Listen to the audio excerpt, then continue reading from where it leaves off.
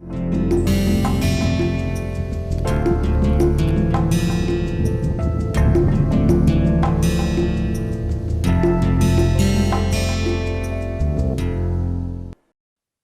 and welcome to this lecture on problem solving using DH parameters. In the last two classes, we looked at how to assign axes to the various joints of a robotic system. And after we have assigned our axes as per DH notations, then we make our DH parameter table. And after making our DH parameter table, we can make the transformation matrices which will take us from one frame to another frame. Okay, the objective being that we need to find the relationship between the end effector frame and that of the base frame. So today is problem solving, and today we'll solve a couple of problems, basically how to assign axes and how to write the DH parameter table, because the more practice you do, the more familiar you become with the process. And then we'll look at a MATLAB exercise where we are going to enter a generalized matrix and see how we can find out the transformation matrix from the DH parameter table. Because as I said before, that in a robotic system where we have many degrees of freedom, it is not possible to do by hand. So we have to use a computer program like MATLAB to get the transformation matrices and then to find the relationship between the end effector and the base frame. So let's look at problem solving session today. So today we are looking at practice problems using DH parameters. So very quickly what I'll do is I will revise about DH parameters. I know I have revised it quite a few times in the last few classes, but I'll just very quickly go through what are DH parameters and then how do we assign our axis, and then proceed with a few problems. So we have seen that in a three-dimensional case, when you have a linkage in 3D, so we have a shape something like this. Okay, it is having any three-dimensional shape, and we assign our axis. So the first thing is, given a robotic mechanism, we have to assign our axis. Okay, and how do we assign our axis? The z-axis is the axis of rotation or translation. So this is my, let me change the color. So this is the axis of translations or rotations, and this I am going to call my z-axis. So this is zi minus 1, and then the other axis is here. Okay, so this is my zi axis. Okay, so we are assigning our z-axis is the axis of rotations or translations. Okay, so this is the first thing that we need to do. Next, what we do is we fix our x-axis, which is the shortest distance between the two frames. So my x-axis is going to be in this direction. If I say this is the shortest distance, then this is my xi minus 1, and this is my zi minus 1. Similarly, on this point, let us say this is my, okay, this is my xi, okay, and that's my zi. Okay, so now we have fixed our axis, and if we fixed our x-axis, x-axis is the shortest distance between z's. Okay, now if the z's are intersecting, then it is perpendicular to plane of z's. Okay, this is something we have seen. Now the point of this is we want to find how many transformations are required to take the frame zi minus the I minus 1th frame and align it with the ith frame. Okay, how many transformations are required? And it would appear that you need 6 transformations. Why 6? Because a rigid body in space has 6 degrees of freedom. Okay, but if you see closely, we don't need 6, we need only 4, and that is the beauty of the DH parameter system. So the first thing that we do is we make an axis which is parallel to this. So this becomes parallel to this, and we rotate this by an angle alpha. So I rotate my z-axis by an angle alpha. So the first transformation is alpha. Then I move. So my zi minus 1 has come here. Zi minus 1 has come here. Then I move it by a distance a. So if I move it by a distance a, what will happen is the zi minus 1 will go here now, and this is my xi minus 1. Okay. Now we see that the xi minus 1 and the xi's are not aligned. So what I do is I rotate xi minus 1 by an angle theta, okay, and align it with the xi. Now the xi minus 1 and the xi's are aligned, but the origins of the frame I minus 1 is here, and the origin of the frame I is here. So there is a distance. So what I do is I move this up by distance d. Okay. So what do we have? We have 4 parameters, a, alpha, d, and theta, and these are called the DH parameters. Okay.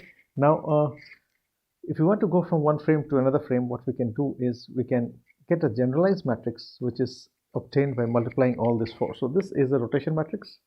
This is translation, this rotation, this translation. All these four are 4 by 4 matrices. So if I write this 4 by 4 matrices, one for rotation, this one translation, then rotation, and then translation again, what I will get is a generalized matrix which is like this. So the generalized matrix T that comes out is equal to cos theta minus sin theta.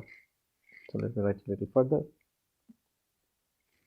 Then we have 0, we have A, then we have sin theta cos alpha and cos theta sin alpha.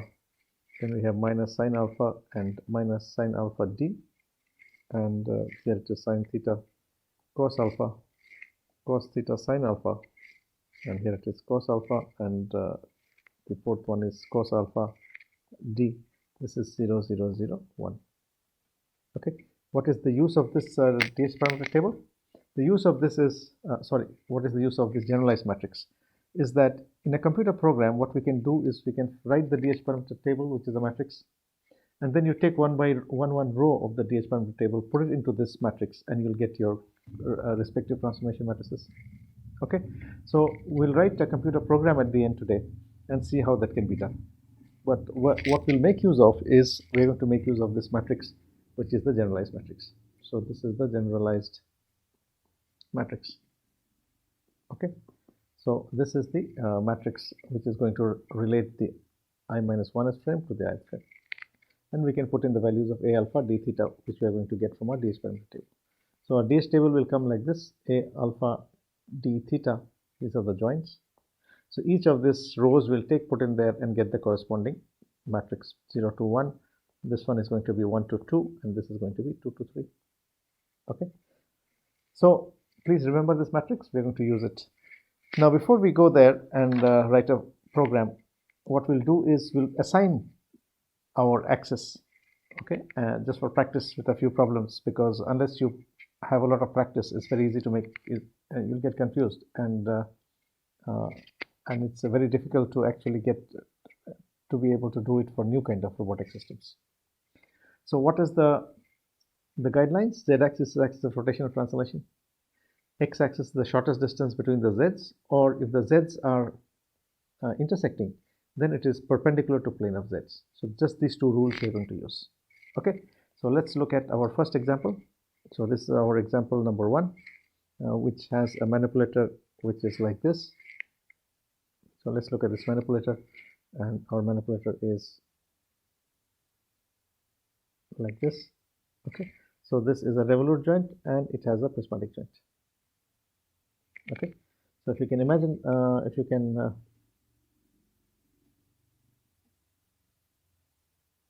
this is inside. Okay, so now what we can see is this is a 2 degree of freedom manipulator system. So this is 2 TOF. The first one is a rotating joint, so it can rotate like this. There is a theta. The second one is a translating joint, which can translate like this. So, okay, that is my D. Okay, so this is my D2. Okay, now where is D2 measured from? D2 is measured from here. So that's my D2, let's say. So this distance is my D2. Okay, so this is 2 DOF, and it has one revolute joint and one prismatic joint. Okay, now can we write the DS parameter table for this? Okay, let's write our DS parameter table for this. First, let us assign our axis. How do we assign our axis? Let me use red color. The Z axis is the axis of rotation. So this is my Z0 and Z1.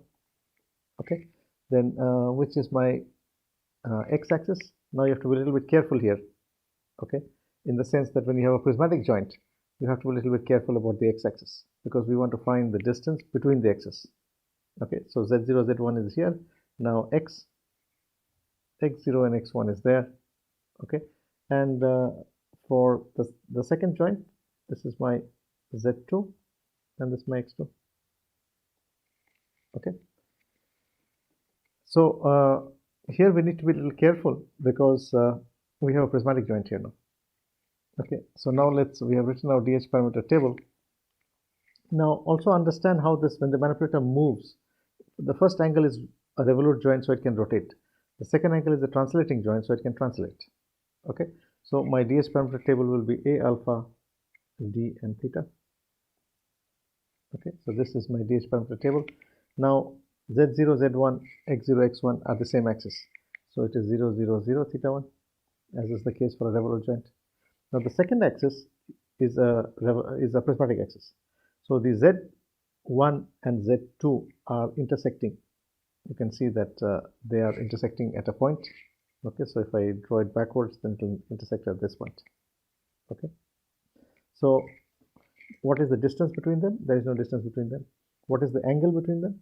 So you can see that Z1 has become Z2 by rotating Z1 in an anti-clockwise direction. Okay, so this is an anti-clockwise direction. This has become 90.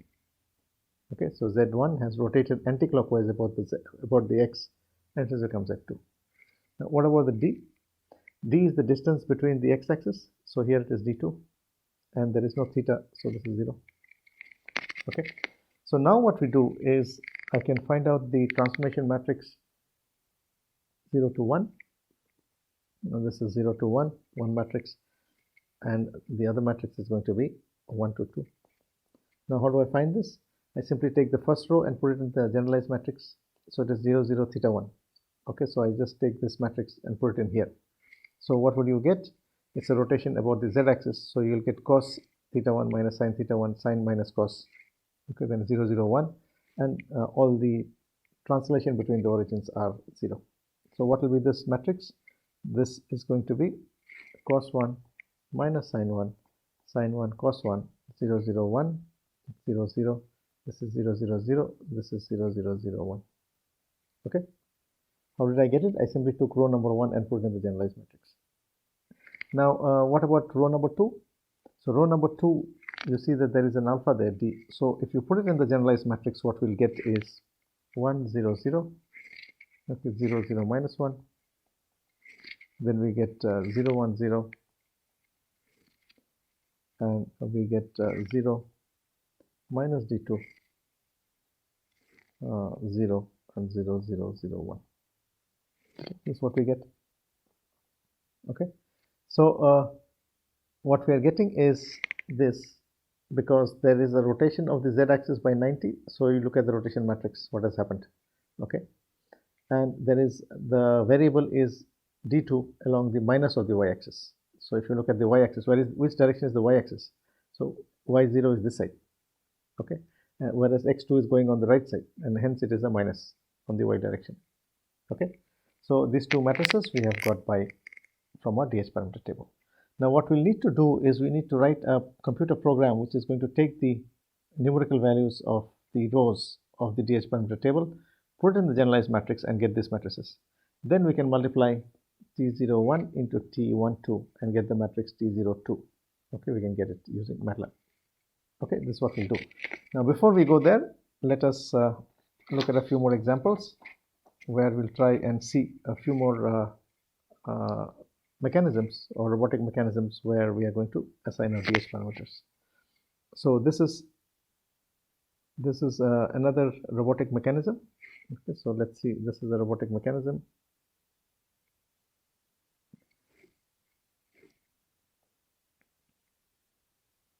Okay, so this is the base, and on this base we have a rotating joint. This can rotate, and inside this is a translating joint.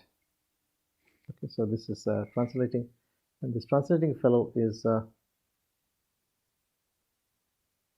here, and this is a translating joint.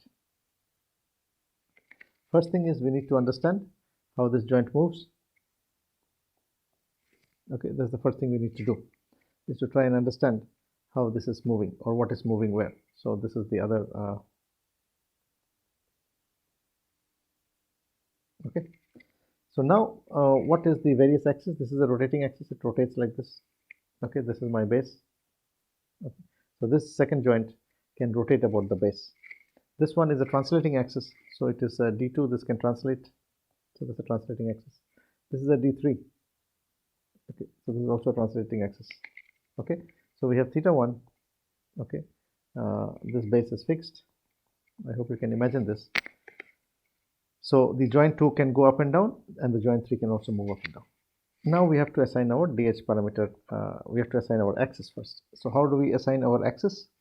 Let's say I fix my axis here. I fix my axis here and say this is my Z0 and Z1. Okay, where is X0, X1? X0, X1 is perpendicular out like this, X0, X1. Okay. So when this rotates, what happens? The angle between the X0 and the X1 changes. Now, where is the second one? The second joint is here, let's say. This is my second joint. Okay, so this is my, where is the Z2? The Z2 can go up and down, so that's my Z2. And where is X2? X2 is this side. That's X2. What about the 3? So this is my Z3, which is this side.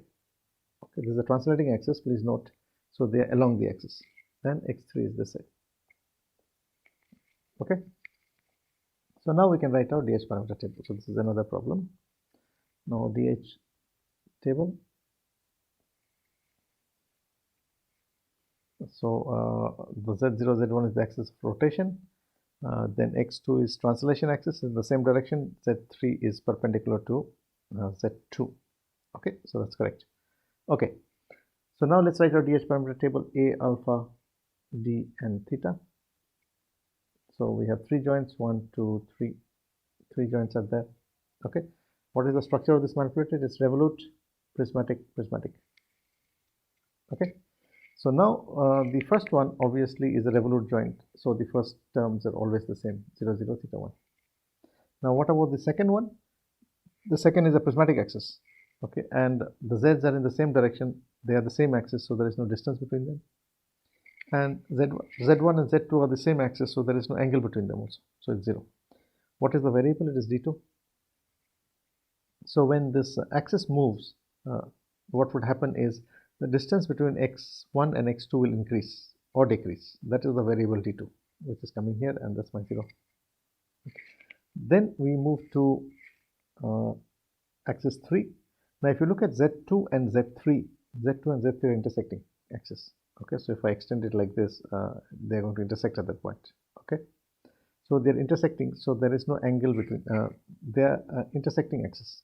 Okay, so there is no distance between them. Now Z2 has rotated clockwise about x2, so it has rotated like this clockwise about x2 and become Z3. So this is a minus 90 here. Okay, and then what is the distance between the x? So when the third axis moves, the distance between x2 and x3 will change, and that is my D3 here, and there is no theta, so it's 0. Okay, so this is the manipulator which we are making. This is the third example I took. Okay, or the second example we had today, where we have RPP manipulator structure, and this is the way we make our DH parameter table. You need a lot of practice. Once you get the hang of doing this, it's very easy. It's not difficult actually. Now let's look at another example before we proceed further. So let's look at this example of, let me draw another manipulator here. So this is another manipulator. All these manipulators have different structures, and hence they are a little different. Okay, for example, here this is another one which can rotate about this joint. Okay, so we have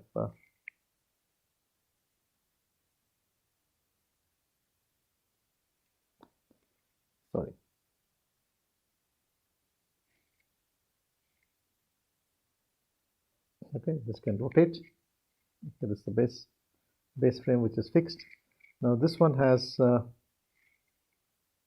rotating joint here.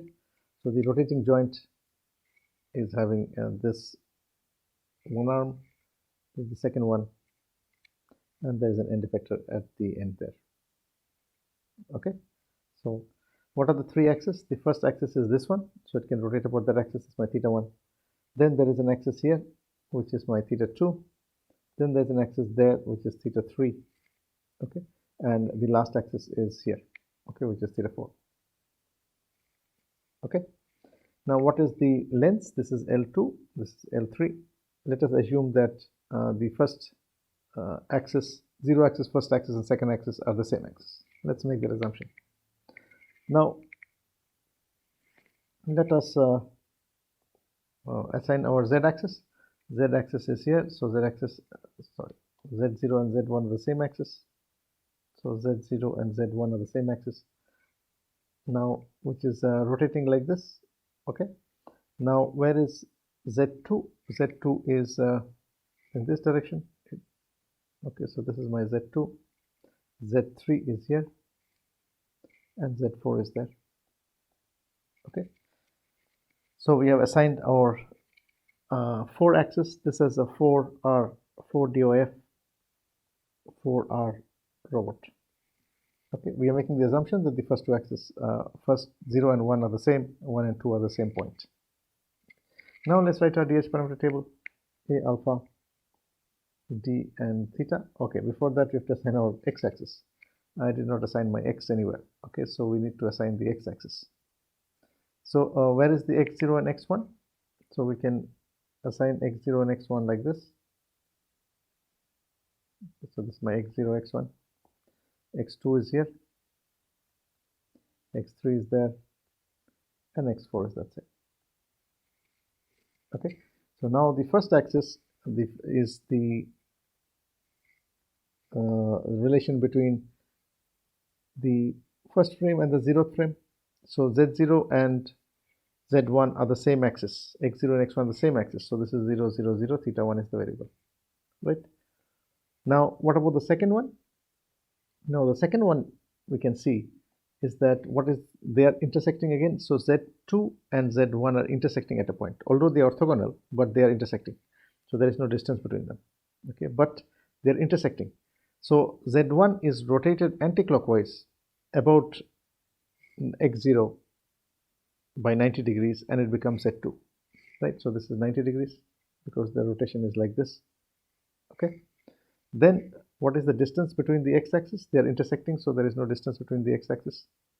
And what is the variable? It is theta 2. Okay. Now, what about the, so this is the second one. What are the third one? So third one, again, the z2 and z3 are, if you look at them, they are parallel, right? So the distance between them is L2. Okay, and what is the angle between them? It's 0. What is the distance between x-axis? It is 0. What is the angle? It is theta 3 is the angle between the x-axis. What about the fourth axis? Now the z4 and the z3 are having a distance of L3. The angle alpha between them, they are parallel, so there's no angle between them. What about distance between them? Now distance between x-axis, they are intersecting, so there is no distance between them. And what is the variable? It is L4. Okay, so this is another manipulator where we have made the DH parameter table, and we are seeing that what the DH parameter table looks like. Okay, this is for practice. You could draw the manipulator by yourself, and you should put the x-axis, z-axis, then make your DH parameter table and see. So what I'll do from here is I'll first enter in MATLAB. I'm going to enter this generalized matrix, and in this generalized matrix we're going to take one row from the DH parameter table, put it in the generalized matrix, and get the transformation matrices. And then we're going to multiply all these matrices and get the combined transformation matrix, which will take me from the end effector frame to the base frame. Okay, so let's look at the problem. Which problem are we going to see? We'll see this problem. Okay, now in this problem, what we're going to do is, you can see that there are 4 variables in the DH parameter table. Okay, we had solved just some time back. Let's say I use the variable name t for theta, d remains as d, al remains as alpha. Okay, so alpha is al, a remains as a. So I'll write a generalized program in which I want to put a, alpha, d, and theta in this generalized matrix, and then take one row from the. So what I will do is I will take one row from here, and I will find out the transformation matrix. Okay, so let's go to MATLAB and see how to enter the generalized matrix. So the first thing that we are doing is we are writing our variables t theta equal to, let's say, 0 degrees. Okay, just for example. Then we have theta, then we have alpha equal to 0 degrees. Then we have A equal to 0 for the first joint, and so T alpha A, and what was the other variable? D is also equal to 0 for the first variable. Okay, for the first row. So now what we are going to do is we are going to find, okay, let me just put this as 30 just to show you how it works. Next I have to input my transformation matrix T. Okay, so the transformation matrix T is equal to the matrix, the first term is cos theta minus sin theta, so I'm going to write cos D into T, okay, minus sin D into T, okay, then it is 0, then it is A, that's the first row. Okay, what is the second row? The second row is sin D into T multiplied by cos D into alpha, so that's the first term. What is the second term? The second term, cos theta is equal to cos D into T into cos D into alpha.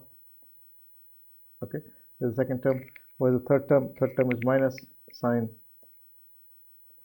D into alpha, which is AL. So this is my third term. Okay, what is the fourth term? It is minus sin D into alpha into D. So into D. Okay, so this is my second row. What about the third row? It is sin D into theta, which is T, multiplied by sin D into alpha, which is AL. So this is the first term. Second term is cos theta, cos D into theta, multiplied by sin D into alpha. Okay, then it is cos alpha.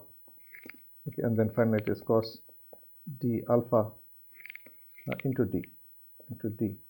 So this is the third row, and the fourth one is very simple: 0, 0, 0, and 1. Okay, so that is closing the bracket. Okay, so this one closes the bracket and gives us the, let us just check it once, because if there is any mistake, then it's very important that so it is all D, cos D, sin D, cos D. So all D's are there, indicating it is in decimals. Sorry, it is in degrees. Sin D, cos D, sin D. Oh, there is a cos D missing here. It's a cos D, cos alpha, and then cos D into AL into D. Okay, so the other thing we need to note is that if the multiplication sign is all there. Okay, so now I can say that I have entered the generalized matrix. Now what I'll do is I will take the matrix, let's call this matrix T1. So this matrix T I want to compute. Okay, so this matrix T is equal to what? So this is my matrix T. Now let's just run it and see what it does. Okay. So see what it has done is it has given me two matrices, which I should have suppressed this one. This is also printing, so I will just suppress it. Okay. Now look on the right hand side. Your theta is 30 degrees. So it is cos theta minus sin theta. Okay, so it is cos theta minus sin theta, which you are getting 0.86 minus 0.5. Then it is 0.5, 0.86, 0, 0, 1. And here A and D are 0. So look at the DH parameter table here. Theta was equal to 30. AL, the link length is 0. AL is the alpha, angle is 0. A is the link length is 0. Offset is 0. So in that case, your rotation matrix is this one. Okay. So this is what we have done. Now what I will do is, let me call this as the matrix T1. So T1 is equal to T. Okay. So okay, T1 is equal to the matrix T. Okay. Now if I run it again, what you see is we're going to get the matrix T1 as this. It has been assigned to T. Now what I'm going to do is I will go back here and try and explain what I'm trying to do. What I will do is I've taken the first row 0, 0, 0, theta 1, and I'm getting the matrix T1. This is what I've done here. Okay, so theta 1 is 30 here, numerical value. Okay, now the moment I put theta 1 equal to 0, I'll put theta 1 equal to 0 here. I put theta 1 equal to 0, and now I run it again, and what you get is theta 1 equal to 0. So you get the rotation matrix as an identity matrix, and this is 0, 0, 0, 1. Now what is the meaning of theta 1 equal to 0 here? Okay, if I draw it, it means that this is like this.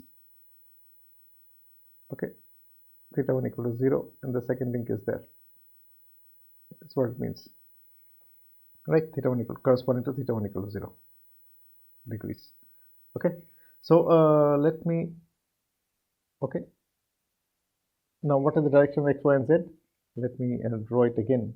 I'll only draw the zeros so that you understand more clearly. Okay, so in this configuration, where is the x, y, and z? So x, your z0 is this side, okay, x0 is that side, and y0 is this side, right? Okay, so, and this is my d2, theta 1 is equal to 0. Now if I take matrix 2, I want to find matrix 2 next. So what I'll do is I'll take this DH parameter table and put it there. So what is that equal to? And let me say d2 is equal to a length, let's say is equal to 10 meters. Okay, so I'll put 0, 90, 10, and 0. So let us go back to our MATLAB program and change it here. So the second row that I'm going to put there is theta is not there, it's a 0. The AL alpha is 90, so I'm putting 90 there. Okay, then A, the link length is not there, it's 0 again, and D is equal to 10. Okay, so now I'm going to put this in, and I'm going to say that T2, this is my T2 is equal to this number.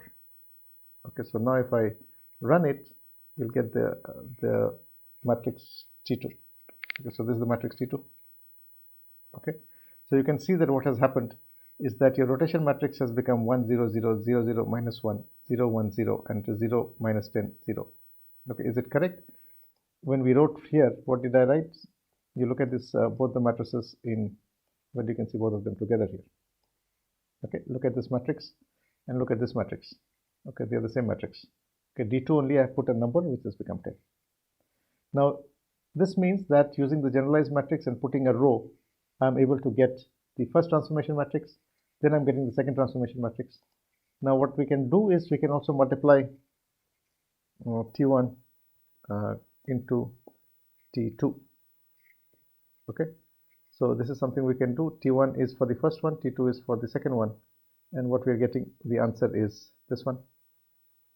Okay, so if you remember T1 and T2, T1 was the matrix for the first case, it was this one. T2 is the matrix for the second case, which is this one. Okay, and if I multiply T1 into T2, I get the answer as 1, 0, 0, 0, 0, minus 1, 0, 1, 0, 0, 0, 0, and here it is 0, minus 10, 0, 1. Now what I want you to do is to see this matrix, to compare, okay, to compare this matrix with the figure here. That's what we're trying to do. Okay, so if D2 is equal to 10 and theta 1 is equal to 0, then where is this one? It is in the y direction, it is in minus y by 10, and that is what you're getting here. Okay, so if you look at the, so the rotation matrix is simply give you the orientation of the frame. You look at the fourth column of it, it is 0, minus 10, 0, 1. So 0 means there is no difference in the x direction. There is no displacement in the x direction. This is the point P. The second term means minus 10 means it has moved in the y direction by minus 10. So if this is your plus y, this is your minus y, so it is minus 10 this side. And z again, there is no difference in the z direction, so z is 0 again. Okay, so this is how you can use MATLAB. This is a very primitive way of doing things. Okay, but I just wanted to show that we can write the generalized matrix like this.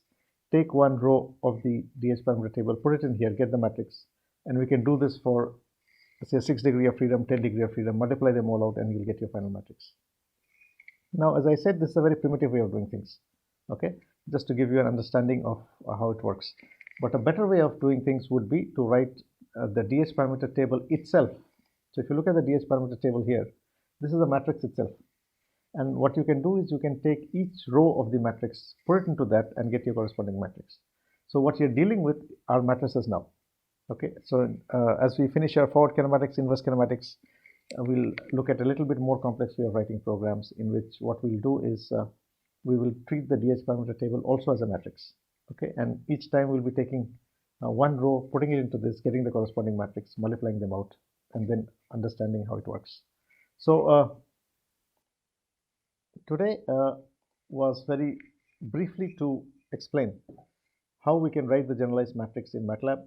Take one row from the DH parameter table, put it into that generalized matrix, and get the corresponding transformation matrix.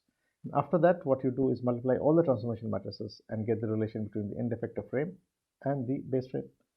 Now, after we finish the next couple of classes, we'll be seeing a better way of writing it. This is a very primitive way of writing programs, where the DH parameter table is also a matrix. We'll simply call one row of the matrix at a time, and then find out and then derive the corresponding matrices, which will take us from one frame to the next frame.